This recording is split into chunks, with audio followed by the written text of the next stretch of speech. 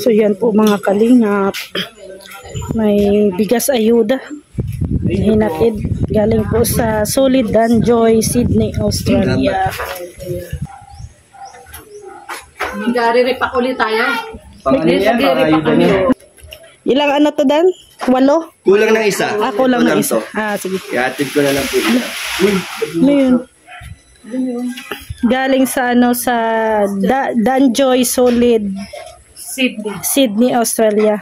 Pero ano ang experience mo papadan sa ngayon na na hospital? Operasyon, first time ko kasi ma-admit. Tapos Yun na nga, yung unang operasyon ko, di ko naman naramdaman kasi baby pa.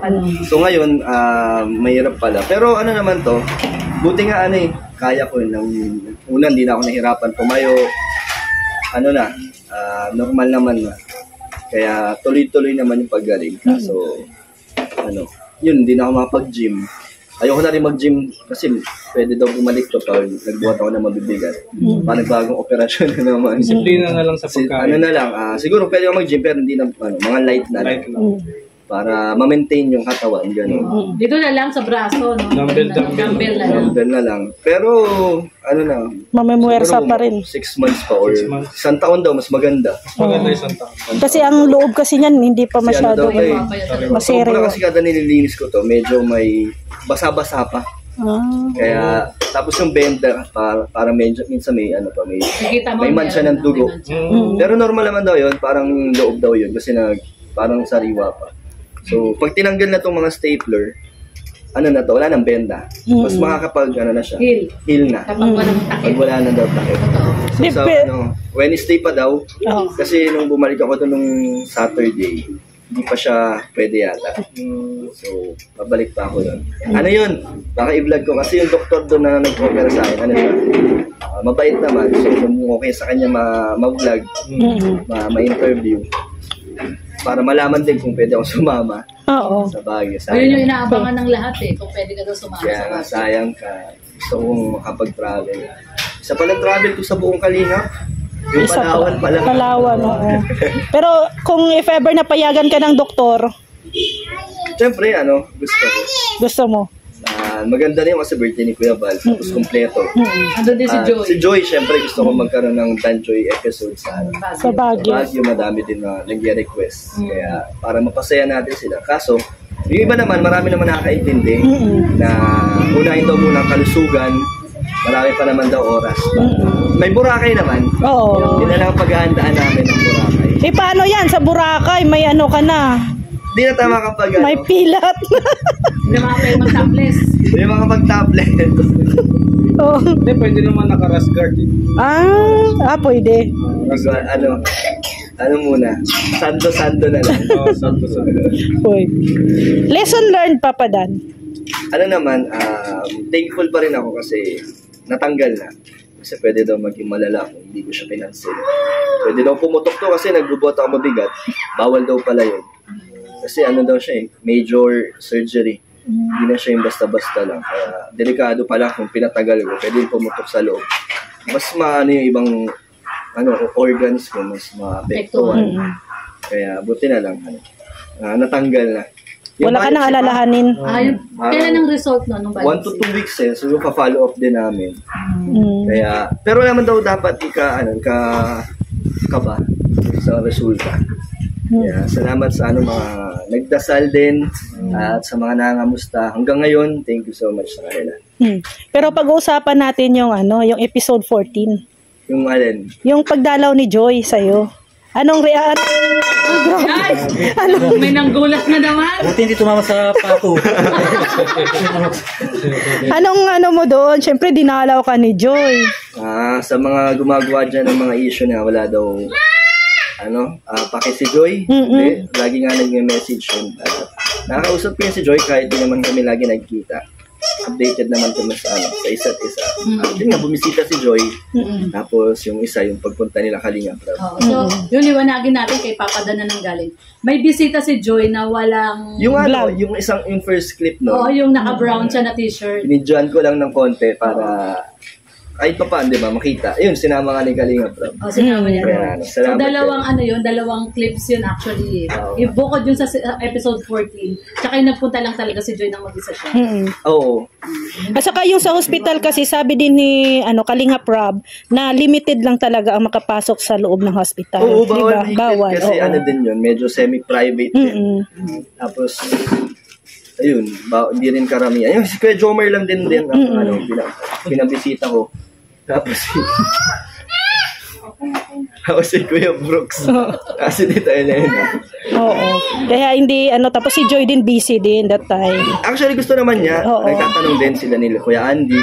Kaso nga, yun, nahiya din ako kasi itsura ko dun. Wala pa sa wisyo. Wala pang ligo. Walang ligo. Tapos, nung nakaano ko nun, hospital gown. Diaper yun.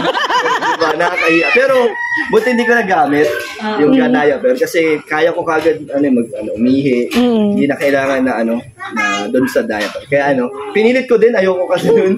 Pero nasuot mo yung diaper. Yung pinahiya si Papa Dan. Nung sinabi nga ng nurse, pagkapasok ko daw sa operating room, dapat daw naka-diaper. Nagulat ako bakit kailangan nun. Mabuti nga diaper, yung iba dati kinakatit. Catheter. Buti lang kasi hindi ko rin na-expect na pabalak din pala akong lagyan ng catheter. Pero nung sinabi na sa operating room, hindi na daw ako lalagyan. Doon na pumasok sa isip ko na muntik na pala ako malagyan ng Catheter. Kasi mahirap daw yun. Oo, Sakit. So, intindihin natin yung mga viewers. Tingnan nyo naman na yung kinukwento ngayon ni Papa Dan kung gaano kahirap. Diba? Ito nga naman yung makitang nakadiaper. Papa Dan, ano naman yung feeling na inalagaan ka ni Joy? Masaya, nakakatuwa. Nahiya lang ako doon kasi baka mamaya kung agad, diba? Baka, pero naman, full support si Joy. Pero ano namang feeling na sinusubuan ka? First time. Sa spaghetti. Yung spaghetti sa Jollibee naubos. Kung pwede lang magpa-opera linggo-linggo. Kaso pangit. Ibang iba na lang.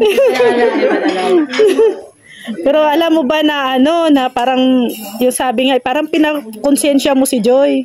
Yung sinabi mo na, hindi, sasama ka ba? Paano ako? Sa mga nagsasabi na huwag na sumama si Joy para sa akin. Hindi, mas gusto ito sumama si Joy. So yung naman na intindihin niya ako, tapos malulungkot siya, makikita ni Angels, nandun. Diba? Kaya ayoko pigilan ng yung maging kasiyahan ni Joy. Oo. Tsaka ako naman, hindi ko naman kailangan ng ng 24/7 na mag-aasikaso. At saka malay nga natin, di ba? Hintayin natin yung advice ng doktor eh. Di ba? Kung payagan ka, di ba? Pero feeling ko di talaga kasi 6 months daw talaga. Kasi unang-una matagtag yung biyahe, parang malayo kasi parang 10 hours na papunta pa lang sa Manila. Tapos sa Baguio pa. 6. Tapos yung upuan, diba, medyo nakaupo lang ako, hindi naman siya mauunat. Maiipit. Baka mamaya maging abala pa ako sa lakad. Kaya na lang, pahinga na lang. Pero sabi naman ni Pao, video call na lang, okay na. Diba? Diba? In-advise pa ni Pao yun. Si Pao pa talaga nagsabi. No? Si Pao talaga. At least, nararamdaman mo ngayon, Papa Dan, na ang dami-dami palang nagmamahal sa iyo. Grabe, yung upload ko na 200,000 plus na yung views. Tapos halos lahat yun ay puro positive ang comment. At yung iba naman may mga negative pero bahala sila. Si Papa Dan na wala pakialam sa mga negative. Kaya nga Sasabihin lang niya, bahala kayo dyan. Bahala kayo sa buhay niyo. May mga bagong issue kahit na inuulit nila yung mga dati ng issue. Parang bahala sila magkonekta ng kung ano-ano.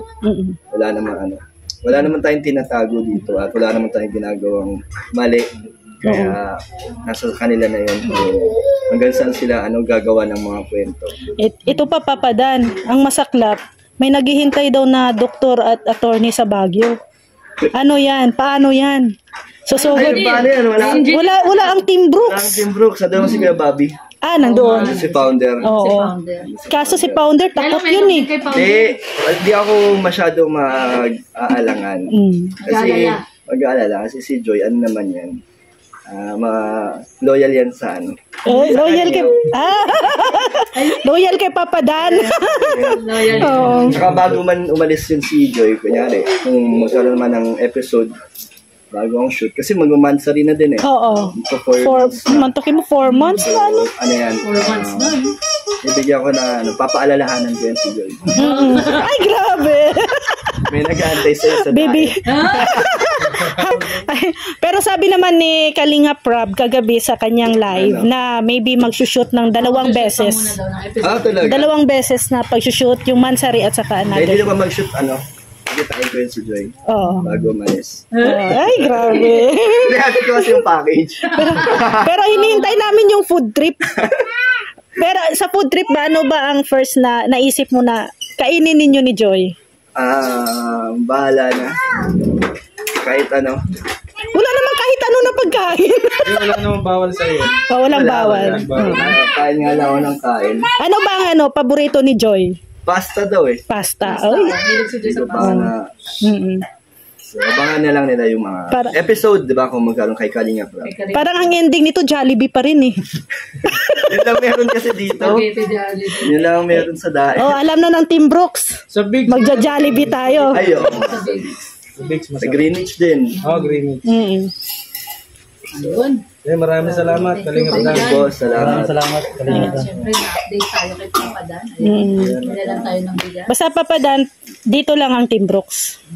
Salamat sa suporta nyo. Salamat. Thank you po. Ayan, salamat kay Papa Dan. Thank you po. Ayan. Gumagaling na. Siyempre, yung ating building yun.